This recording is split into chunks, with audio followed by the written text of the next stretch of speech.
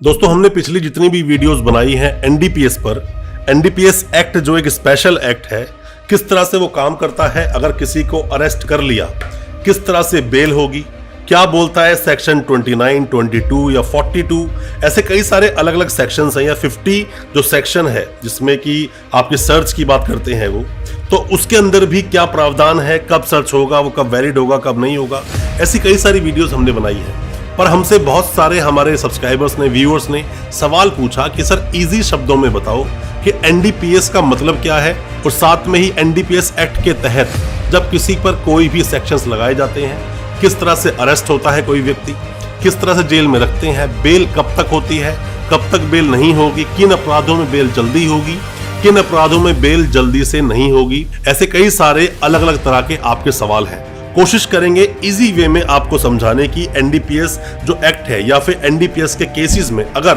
Arresting हुई है आपकी किसी भी जानकार की, आपकी या किसी भी परिजन की, तो किस तरह से समझेंगे कि एनडीपीएस एक्ट में बेल कब होगी और कैसे ये केस चलता है। ज्यादा कुछ जानने के लिए दोस्तों बने रहिए हमारे इस वीडियो के साथ। नमस्कार दोस्तों, स्वागत करता हूं आप सभी का अपने इस यूट्यूब चैनल पर जिसका नाम है फाइट फॉर ट्रू। मेरा नाम है वीरेंद्र वर्मा। जैसा आप सभी जानते हैं, हम इसी तरह की लीगल अवेयरनेस की वीडियोस आपके लेकर आते हैं और आपको बनाते हैं कानूनी जानकार। दोस्तों एनडीपीएस एक्ट जो कि आया 1985 में, narcotic drug and psychotropic substance act 1985 इसको हम बोलते हैं। मादक पदार्थ, अब इसमें दो तरह से होते हैं, ये भी आप दो तरह से समझ सकते हैं। दो तरह के पदार्थ होते हैं जो कि पकड़े जाते हैं जब भी कोई इंसान अपने साथ कैरी कर रहा है, गाड़ी में कैरी कर रहा है, छुपाया हुआ है कहीं फैक्ट्री में, गोदाम में, या फिर आपके घर के अंदर भी। एक जो बनाया जाता है केमिकल से, एक जो मिलता है हम लोगों को किसी पेड़ पत्तियों से, इस तरह के कुछ सब्सटेंस होते हैं। अब बात क्या होती है एनडीपीएस का जो मामला है, इसमें बात आती है बेल की, कि किसी इंसान को अगर अरेस्ट कर लिया तो उसकी बेल कब तक होगी। सबसे पहले आप समझिए इसमें तीन कैटेगरीज होती हैं। तीन कैटेगरीज को कुछ इस तरह से बांटा है एनडीपीएस एक्ट में। एक होता है स्मॉल क्वांटिटी, एक होता है इंटरमीडिएट क्वांटिटी, एक होता है कमर्शियल क्वांटिटी।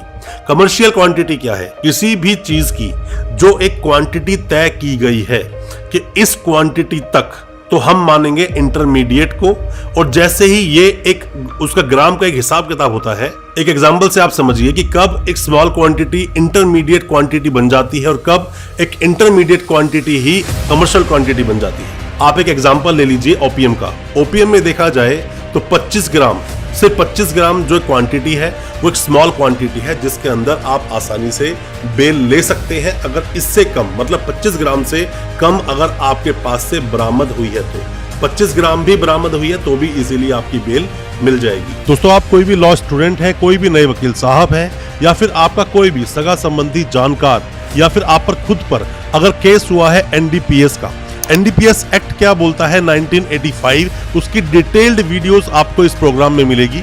सभी सेक्शंस पर इंडिविजुअल वीडियोस बनाई गई है, बहुत सारे जजमेंट्स का हवाला दिया गया है, बताया गया है आपको कि आप कोर्ट में किस तरह से प्रैक्टिस करेंगे, प्रैक्टिकली कोर्ट में क्या होता है, सब कुछ आपको इस प्रोग्राम के द्वारा आप तक पहुंच जाएगा। दोस्तों किसी भी नए वकील साहब के लिए सबसे बड़ी समस्या यही होती है कि उन्हें कोई सिखाने वाला नहीं होता, या फिर उनके फैमिली में कोई दूसरे वकील साहब नहीं होते, फर्स्ट जनरेशन वकील होते हैं वो लोग। और साथ में ही आप पर अगर कोई केस हुआ है किसी भी तरह से एनडीपीएस के केस में, आपका नाम आ गया है, क्योंकि हालांकि जो क्वांटिटी तीन तरह की बताई जाती है, स्मॉल, इंटरमीडिएट और कमर्शियल। कमर्शियल में अगर आपका नाम आ गया तो किस तरह से उस केस को आप ढंग से फाइट कर पाएंगे, किस तरह से केस से निकलेंगे, क्योंकि कन्विक्शन रेट बहुत ज्यादा हाई है, बहुत सारे लोगों को सजा हो जाती है, बहुत कम ही लोग हैं जो इस केस से बरी हो पाते हैं। और आप अगर वकील साहब हैं, किस तरह से केस को लड़ेंगे, सब कुछ हमने बताया है आपको इस कोर्स में। आप इस कोर्स को एक्सेस कर सकते हैं अपने फोन से, सिस्टम से, लैपटॉप से, किसी भी तरह से, क्योंकि काफी कुछ पढ़ा हुआ किताबों में याद नहीं रहता, तो हमने पूरा वीडियो फॉर्म्स में पूरे इस कोर्स को लेकर आए हैं आपके लिए,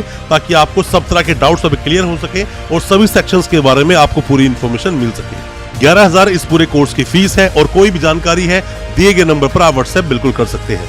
अब आपके पास जो बरामदगी हुई है आपके पास से 1 किलो, 1.5 किलो या आधा किलो आपके पास से अगर रिकवर होती है, तो वो इंटरमीडिएट क्वांटिटी में आपका आ जाएगा, जिसमें बेल लेने में थोड़ी सी मशक्कत हो सकती है। बेल हालांकि उसमें भी हो जाती है।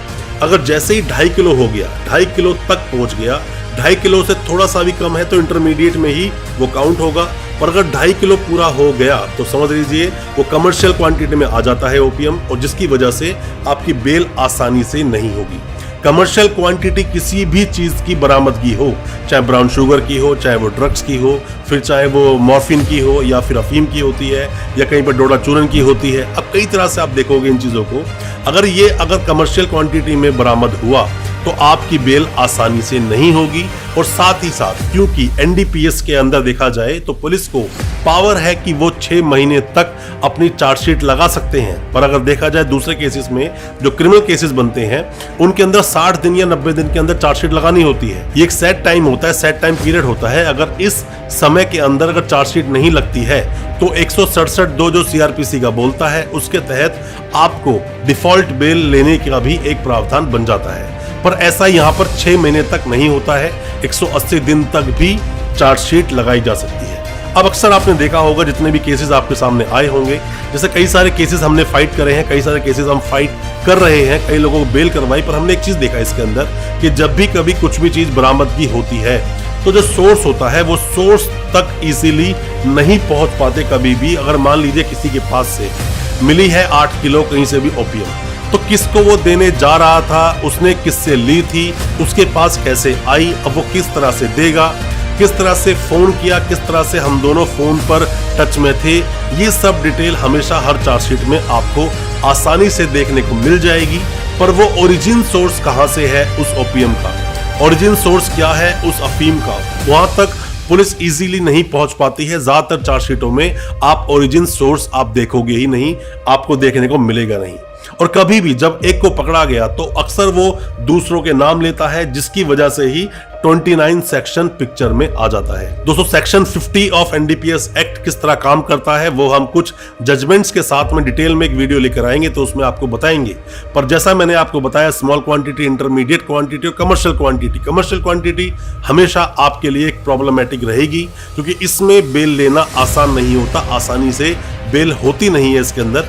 पर मैं आपको साथ ही एक चीज और भी आपको बता दूं कि अगर कोई भी आपका जानकार अगर पकड़ा गया है या फिर वो एनडीपीएस के सेक्शंस में ही किसी को बुक किया गया है, जेल में डाल दिया गया है, तो आपको चार्जशीट का इंतजार तो करना ही चाहिए।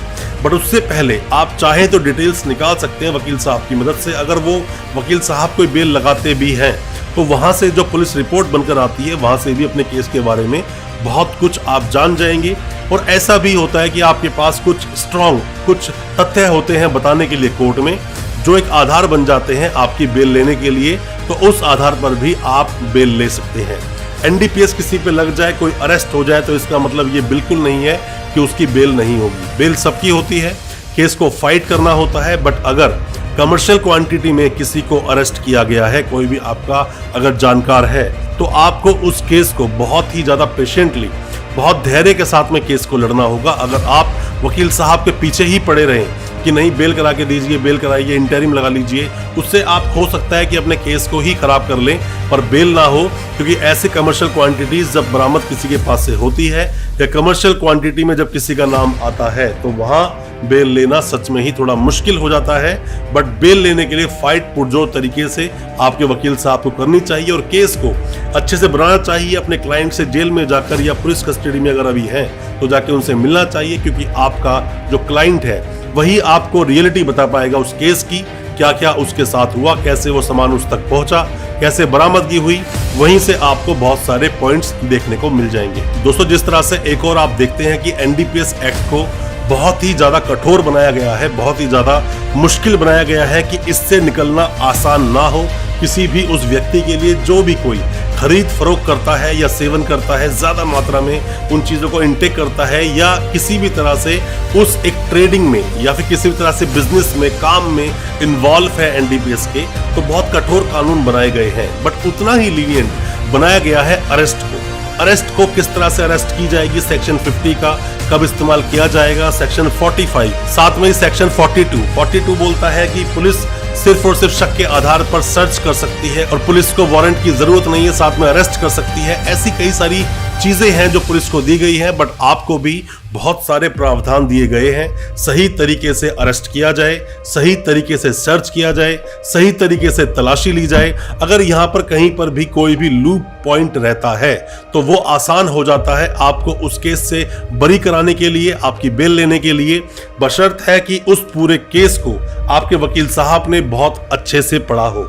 मैं एक प्रावधान और आपको बता दूं एनडीपीएस का, कि एनडीपीएस में यह भी प्रावधान है कि जो भी कोई खरीद फरोख्त में या इस बिजनेस में इन्वॉल्व होते हैं तो उनके द्वारा बनाई गई कोई भी प्रॉपर्टी सीधा अटैच कर दी जाती है एनडीपीएस केस के साथ में, और बाद में उनको कुर्क तक कराया जा सकता है, और बाद में उन्हीं सब प्रॉपर्टीज को जब्त भी किया जाता है कोर्ट के ऑर्डर के माध्यम से। कोई भी आपका जानकार अगर एनडीपीएस एक्ट में अगर फंस गया है, उसकी आप बेल कराना चाहते हैं, सबसे पहले क्वांटिटी पर आप ध्यान दें, कितनी क्वांटिटी बरामद हुई है। साथ में ये देखें कहीं वो फर्स्ट टाइम इसमें फंसा है इस केस में, या पहले भी ऐसे केस में फंस चुका है। क्योंकि अगर पहली बार आप फंसे हो तो अलग प्रावधान है, दूसरी बार फंसे हो अलग प्रावधान है, और अगर आप तीसरी बार फंसे हो इस केस में तो अलग प्रावधान है। इन चीजों को भी देखना बहुत ज्यादा जरूरी हो जाता है। और एनडीपीएस जैसे केसेस में तो एक केस की हर लाइन को पढ़ना, बहुत ही ज्यादा ध्यान से पढ़ना बहुत ज्यादा जरूरी है। नहीं पता कि किस लाइन में कौन सा लूप पॉइंट छुपा हो और आप अपने क्लाइंट को बाहर निकाल पाएं।